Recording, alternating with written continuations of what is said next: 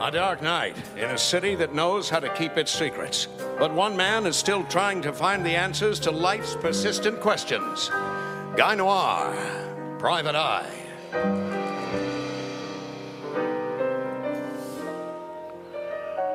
It was February, and after the temperature got up in the 30s and lifted our hopes, then it slammed back down below freezing and broke our hearts. Like a waiter bringing a lobster to your table for a moment and then remembering you're the guy who ordered the peanut butter sandwich. Or like the woman who walked into my office in the Acme building, just right at that very moment.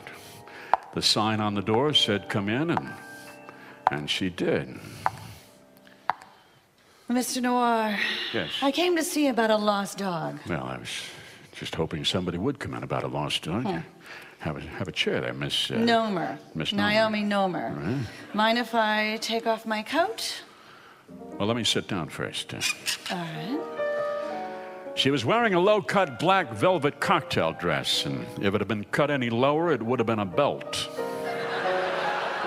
I could feel my pulse throbbing like the Wurlitzer at the Paramount in Poughkeepsie when they showed Tarzan movies. And if there'd been a vine, I would have swung on it, but there was just her and me, and that black velvet dress.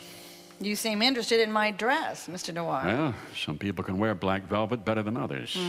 But about this dog, then? He's a talking dog, Mr. Noir. Talking dog, huh? His name is Earl. Okay. Why a talking dog, Miss Nomer? Dr. Nomer, actually. Okay. I'm an animal geneticist, I and see. we bred Earl as a helper dog. A dog who could fetch things for folks in wheelchairs and keep them company and answer the phone and such as that. Interesting.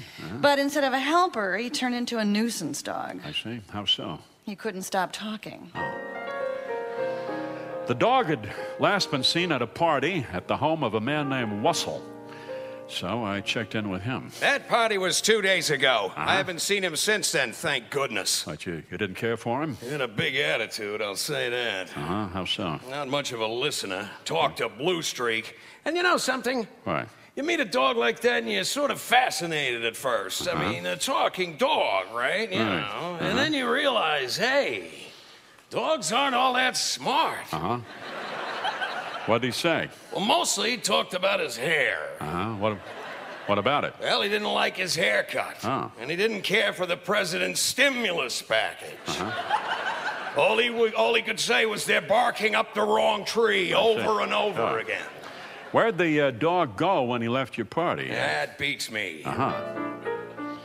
Mr. Wussel gave me the names of others who'd been at the party, and I visited the Hoopers. Oh, yeah, I remember that dog. My husband talked to him, I didn't. Why didn't you? Well, I'm not a dog person.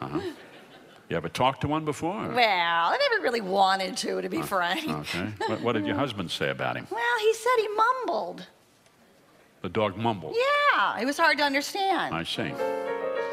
The next guy on my list was a fellow by the name of Harper. Hap Harper. Yeah, I remember Earl.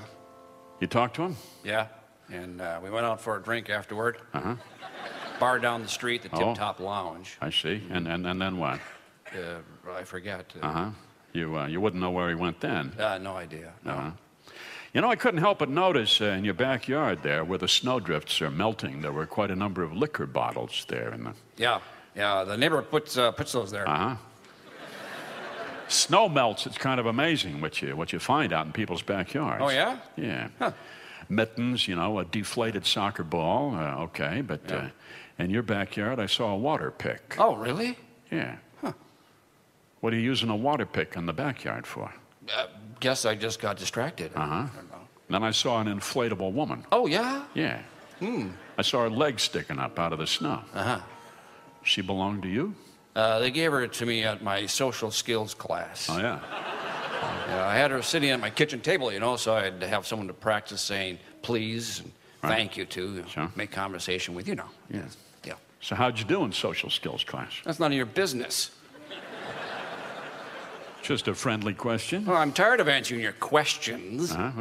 What made you decide to take a social skills class? Look, why don't you just beat it, okay? I'm just asking, okay? I'm just telling you, just beat it. I guess you dropped out before you got to the unit on hospitality. Oh, yeah, why you... Oh, my shirt, you... Look, I'm busy, okay?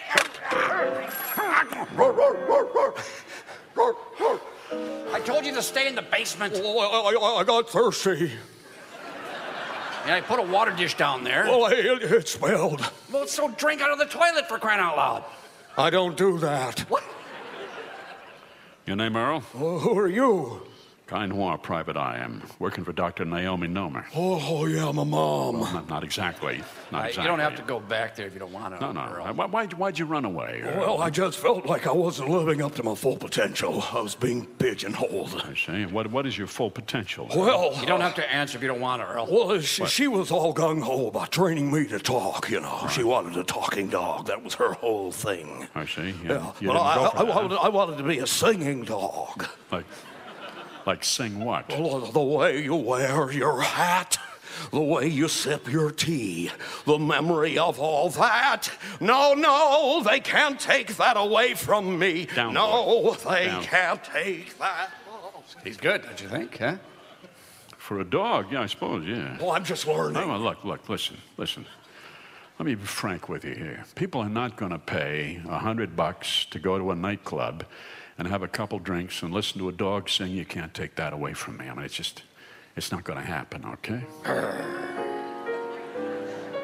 Well, thanks for locating Earl for me, Mr. Noir. You're welcome, Dr. Nomer. How's he doing? Oh, he's fine. He's booked into dog shows. He gets to sing. He's very happy. How's your helper dog program? Well, we're not breeding talking dogs anymore. No? No, it's too much trouble. Oh. I mean, a dog is a dog is a dog. What's the point? Sure. You tell him to sit, he wants to know why. Right. So you tell him why. You tell him you want him to sit so he won't be humping your leg. And then he tells you about his feelings for you. Yeah. So it's too much information. No. I don't want to know, Right. you know.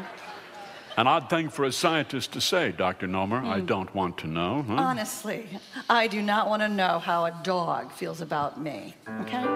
I looked at her, tall, glamorous, elegant, intelligent, as she wrote me a check, and something in me wanted to lie down at her feet and just have her scratch my head, but I wasn't sure she would have gone for it, so I didn't. A dark night in a city that knows how to keep its secrets. But one man is still trying to find the answers to life's persistent questions.